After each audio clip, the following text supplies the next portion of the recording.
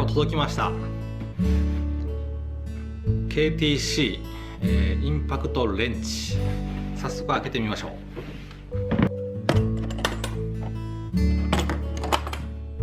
オープン。よし、充電。付属のこれなんですかね、専用充電器ですね。でこの KTC のこの買ったインパクトなんですけど、それには予備バッテリーがついてまして、でこれも先に充電をしとくと、いざ困った時にね、すぐに電池を変えれば動くので、充電しときたいと思います。ここに合わせてカチャッというまで止めていただいたら大丈夫のようです。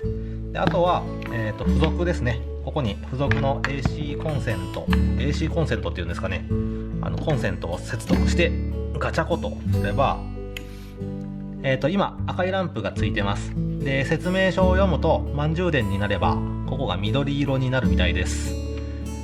ではこのまましばらく待ってみますか。楽しみですね。